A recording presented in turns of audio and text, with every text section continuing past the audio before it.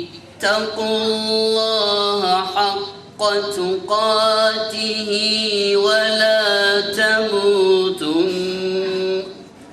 عليكم إذ كنتم.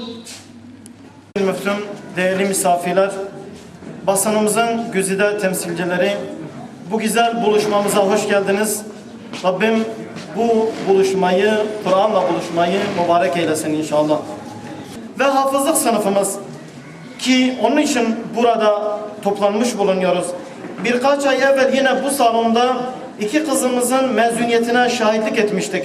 Şimdi de 3 öğrencimiz, 3 kızımızın, kardeşimizin daha Kur'an'ı baştan sona ezberlediklerine şahit oluyoruz.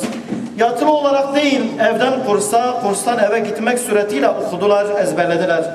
Ailelerine yardım etmeyi ve dışarıdan açık öğretim lisesini, dışarıdan okumayı bitirmeyi de ihmal etmeden Kur'an-ı Kerim'i hıfz etmeyi başardılar. Bu takdire şayan bir başarıdır. Yüce Rabbim Kur'an-ı Kerim'i baştan sona ezberleyen bu 3 kardeşimizi, yetişmekte olan yavrularımızı ve hepimizi Kur'an'ın ahlakıyla ahlaklandırsın. Tekrar bu güzel günümüzde bizleri yalnız bırakmadığınız için teşekkür ediyor. Selam ve saygılarımı sunuyorum.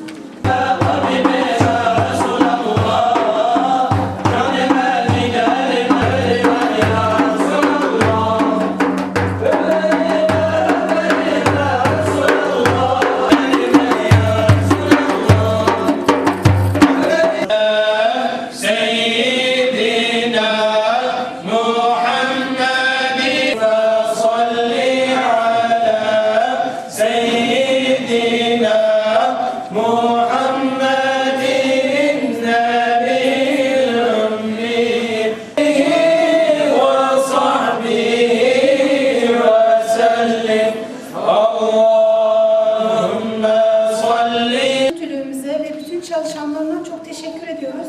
Emeklerinden dolayı Allah razı olsun. Rabbim cümlemize Kur'an-ı Kerim'in düsturuyla yaşamayı nasip etsin. Hafızı isteyen, bu yola baş koyan herkese Rabbim hafızı nasip etsin. Ve kızlarımıza hafızlıklarıyla yaşamayı ve yaşatmayı, çevrelerine Kur'an-ı Kerim'in düsturuyla yaşamayı nasip etsin inşallah. Kusura bakmayın. Bu mutlu günümüzde bizi yalnız bırakmadığınız için hepinize teker teker çok teşekkür ediyorum. Allah razı olsun hepinizden.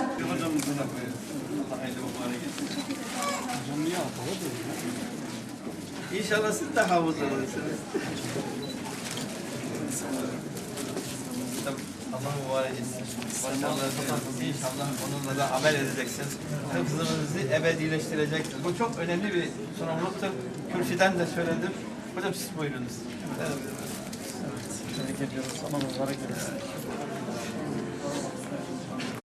Çok mutluyuz. Rabbim tüm isteyenleri nasip eder inşallah. Allah bu mutluluğu herkese nasip etsin.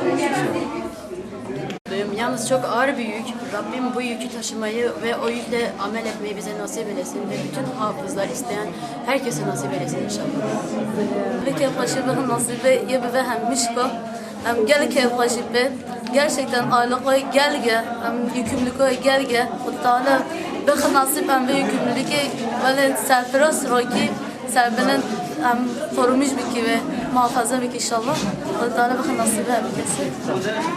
قال لك كيف خرجوا خدا تعالى بخش يعني بخ نصيب زوروجي متبا ان شاء الله هم شوي خدايرة او خداي او رجواله خوش اسمحين ان شاء الله كريم الحمد لله شكر خدا سه حافظه ما چبین پشان و دو چبین اول سه دیج سلوک ده یکیش باجی فهم منه گرچه هر سه فهم منه یکیش باجی فهم منه برای قصه از گل خوشم و تعالی بخیر نصیب زوروجی ما همیچ کن به وسیله و تعالی بخیر یعنی örnek yani mesaj herkese ve inşallah devam eder hizmetler ve تعالی خیر حاجی مازن کن این همی گل خیردی سر جادی ام جوره دلار صبحی ام نعمتی گل خوش خود دائما خدا بکن نصیب هندی و مت محمد گل منات سربیا کچکن خواه کرکن خواه رکن و حافظیه خدا تعالی مصر که نصیب حمیو تشتک گل خواشه نعمت